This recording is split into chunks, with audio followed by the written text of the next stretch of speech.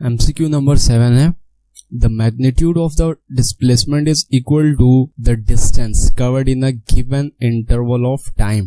कह रहे हैं कि डिस्प्लेसमेंट का मैग्नीट्यूड और डिस्टेंस का मैग्नीट्यूड बराबर कब होगा। ऑप्शंस देखें।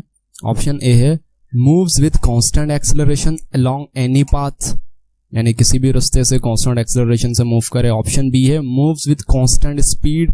कांस्टेंट स्पीड का मतलब है वेलोसिटी का मैग्नीट्यूड सेम रहे, उसको हम कहते हैं constant speed. Moves in same direction with constant velocity और विथ वेरिएबल वेलोसिटी, यानी एक ही सेम डायरेक्शन में मूव हो। वेलोसिटी कांस्टेंट भी हो सकती है, वेरिएबल भी, यानी स्पीड कम भी हो सकती है, ज्यादा भी हो सकती है। Moves with constant velocity.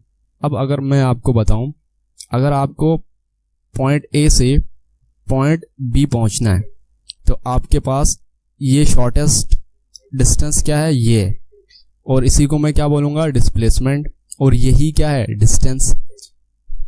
ये दोनों कब बराबर होंगे, अगर कोई ऑब्जेक्ट है, लेट्स सपोज ओ एक ऑब्जेक्ट है, इसको ए से बी आना है, तो वो अगर इसी रास्ते आएगा तो ही डिस्प्लेसमेंट और डिस्टेंस दोनों बराबर होंगे। अब पॉइंट ए से पॉइंट बी तक आने में हो सकता है वो अपनी वेलोसिटी को इंक्रीज करे, डिक्रीज करे, कभी स्पीड से मूव करे, कभी जो है वो स्पीड कम कर दे, लेकिन रास्ता यही फॉलो करेगा, तो ही डिस्प्लेसमेंट और डिस्टेंस क्या होंगे, बराबर होंगे। तो इसका सही ऑप्शन क्या हुआ इस हिसाब से, ऑप्शन सी, यानी moves in same direction.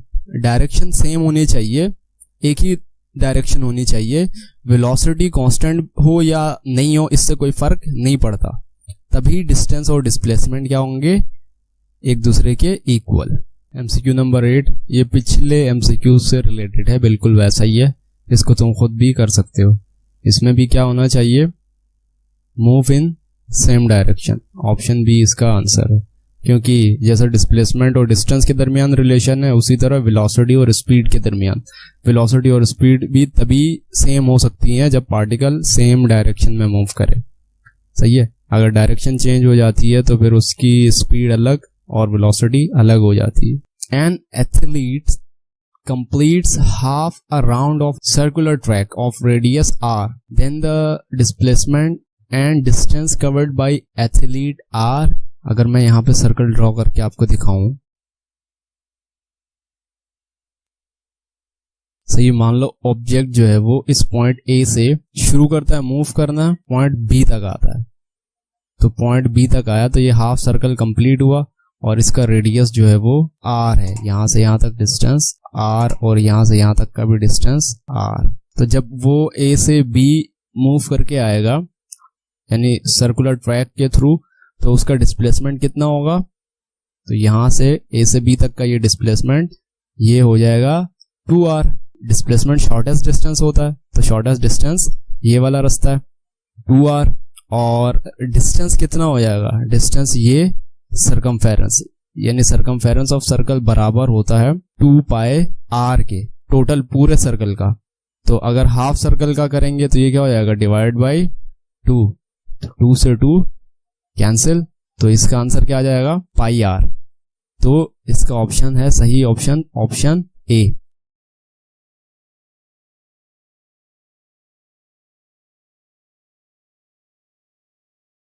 Next MCQ है MCQ नंबर 10।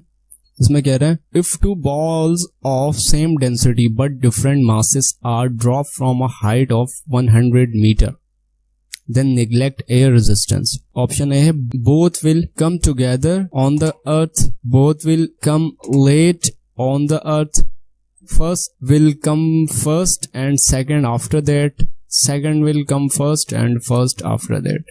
सिंपल सी बात है, अगर हम दो ऑब्जेक्ट्स को ऊपर से ड्रॉप करें और एयर फ्रिक्शन को निगलेक्ट करें तो दोनों पर एक ही फोर्स काम करेगी, वो होगी ग्रेविटी, और ग्रेविटी फोर्स उन दोनों में सेम एक्सेलरेशन प्रोड्यूस करेगी। जब एक्सेलरेशन दोनों का सेम होगा तो दोनों सेम टाइम पे अर्थ पर पहुंचेंगे, तो इसलिए इसका ऑप्शन है option A, both will come together on the अर्थ।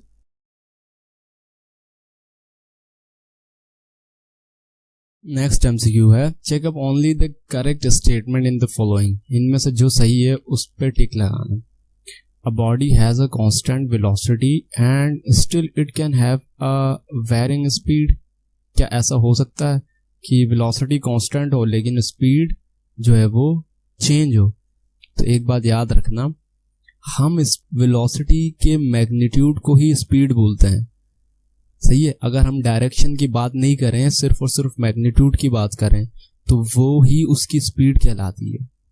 तो क्या ऐसा हो सकता है वेलोसिटी कांस्टेंट हो और स्पीड चेंज हो रही हो? तो ऐसा नहीं हो सकता। क्यों? क्योंकि अगर वेलोसिटी कांस्टेंट है तो इसका मतलब है उसकी जो मैग्नीट्यूड है वो भी कांस्टेंट है और उसकी डायरेक्शन भी कांस्टेंट है, यानी जिस डायरेक्शन में वो जा रही है हमेशा उसी डायरेक्शन में बॉडी मूव कर रही है, डायरेक्शन भी चेंज नहीं कर रही। वेलोसिटी कांस्टेंट का मतलब ये। ऑप्शन बी है, a body has a constant speed but it can have a varying velocity, यानी स्पीड कांस्टेंट हो लेकिन वेलोसिटी चेंज हो। क्या ऐसा पॉसिबल है?